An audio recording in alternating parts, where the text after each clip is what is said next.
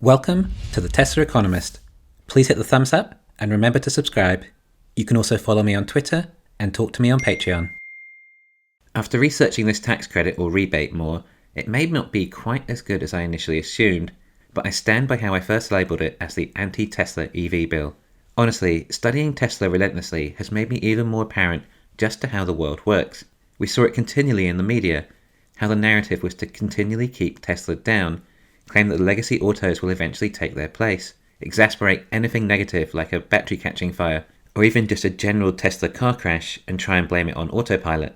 Because Tesla's FSD, well, there is no tax credit or government bailout in the world that can make that competitive advantage an even playing field. Legacy autos will eventually have to succumb to using Tesla FSD, along with Tesla superchargers. There is no way around it if they want to have any chance of survival. Studying Tesla has been a brilliant lesson to me in so many facets. I swear I've learned so much just about business in general from watching what Tesla has achieved and listening to what Elon says. But not just in business. We then discover how the mainstream media work and like to reinforce their narrative backed by some agenda. Now, I'm going to go out on a limb here and assume that perhaps their opinion on Tesla may not be the first time they've stretched some truths. Who knows just how far that rabbit hole might go? Seriously, what credibility do they truly have? Not that I really watched them before any of this, or believed what they said most of the time, but it's nice to witness firsthand to see how they operate, when I know and understand the actual truths. And some of you have even told me that you sold your shares as a result of what they'd said in the past. Another industry I can't wait to be disrupted by some creative destruction. Of course, the mainstream media's numbers are down as more people are waking up that it's merely entertainment, if anything, with some narrative and agenda to push. Really, it's just entertaining you, and the news could basically be renamed to The Worst Things That Happened Today. I mean, isn't that just an arbitrary thing to watch? Why do you want to know all the bad things that are happening in the world? It's not good for you. It can fill you with fear, frustration, anger, and anxiety. But that's where the clickbait is, rather than a daily show called All the Best Things That Happened Today. Today, a man saved 5 people's lives by running into a burning building. Imagine the emotions that would fill us with instead. Proud, courage, joy, hope. Wouldn't these be better emotions to fill humanity with? Well, I guess that doesn't get enough clicks. Then we've witnessed how CEOs of large corporations like Mary Barra are happy to simply lie their faces off to everyone. But anyway, we knew all that. But now we're getting our lesson on how government really works. Real government with career politicians who've got each other's backs. We've been slowly witnessing the evolution of this tax bill that will give the legacy autos a boost against Tesla. The latest version has been the worst yet, and I misunderstood parts of it too.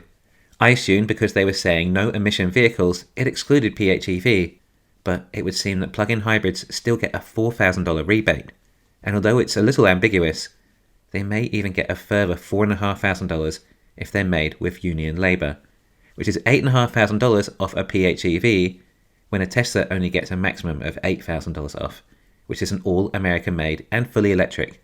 This is just disgusting. We can only hope that consumers are at least smart enough to opt for electric. The last thing we want is legacy autos doubling down on hybrids. Who knows, maybe this is even why they're closing down plants, to reopen with PHEV versions of their existing cars. It's not that hard a task, not when compared to building a car electric from the ground up. They only need about a 7 kilowatt-hour battery too. I was happy before that there were no PHEVs, but this is ridiculous. Not just for Tesla, but the fact that at least the industry was going to invest in the right technology, all electric, and we can move from ICE. This is going to keep ICE alive longer, be it hybrid. It sounds like even the Mach-E that is assembled in Mexico may also get the entire $12,500 subsidy too. Now this makes absolutely no sense. It is not supporting any US labour. This is your tax dollars hard at work to support Mexican labour to build a car that will compete with a car made by American labour. Yep, there is simply no rebuttal for this one, just pure cronyism. Remember, the difference is, currently all these legacy electric cars are competing with Tesla at retail price. It will be different when Teslas are also $8,000 cheaper.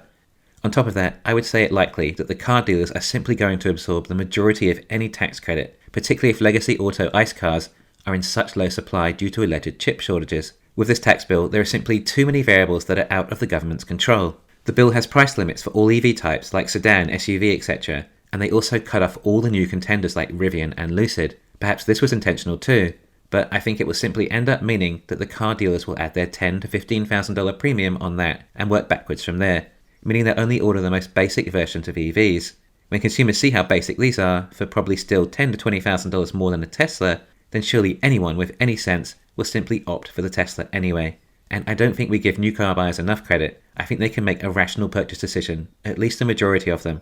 Yes, consumers want individualism as well, particularly in America, and individualistic culture in America is one of the things I love so much about the country. But at the same time, over half of Americans have an iPhone.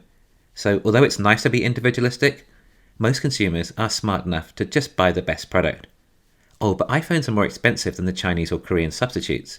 Yeah, Tesla is cheaper than the legacy autos, even still after this insane Union Labour $4,500 discrepancy. But actually, Tesla are not the only ones unhappy. We have the likes of Toyota and BMW too. I mean, they've probably contributed a fair amount in lobbying as well, and they'd like to get some return on said cronyism. So although the bill was meant to be anti-Tesla, this is still not a one-size-fits-everyone-else solution yet. So there will still need to be some reworking. But anyway, now we know more how the world works, how the governments work, and this is pure cronyism. In fact, this went very extreme, so much so that it is blatantly obvious how corrupt they all are, which means they must be seriously desperate. The Clash for Clunkers subsidy was a total disaster, except that only cost $3 billion. So it'll be interesting to see just how this one backfires, and it definitely will, it always does. You cannot control an economy, it's not possible. It's like pushing water. There are always consequences, and sometimes all sorts of freakonomics progress out of it too. Oh, except this will not be a $3 billion incentive this time. I'm counting much closer to hundreds of billions of dollars, especially if it lasts 10 years. Seriously, 10 years. That is an insane amount of time. Cash for Clunkers lasted a few months. Because legacy autos are that desperate, it's going to take them 10 years to get there. And of course, they still can't make it. Remember, every year that goes by, Tesla will have increased their overall auto market share by 50 to 100%. That means there are consumers buying that many fewer ICE cars from legacy autos. I might give this some more thought as to whether or how legacy can survive with this new tax credit. I resent this so much, I just can't wait for these legacy autos to go bankrupt. I want to do everything I can to dissuade consumers to buy their cars and encourage people to buy a Tesla. And Chrysler and GM have already been bankrupt before. These unions are all so corrupt too. I can't stand this. Remember what Milton Friedman said: when government, in pursuit of good intentions, tries to rearrange the economy, legislate morality, or help special interests, the costs come in inefficiency, lack of motivation, and loss of freedom. Government should be a referee, not an active player. Right, and that's when they're in the pursuit of good intentions. So what's going to happen when they're in the pursuit of bad intentions? I guess we're about to find out. Thanks for listening. Please hit the thumbs up and subscribe. You can follow me on Twitter and talk to me on Patreon.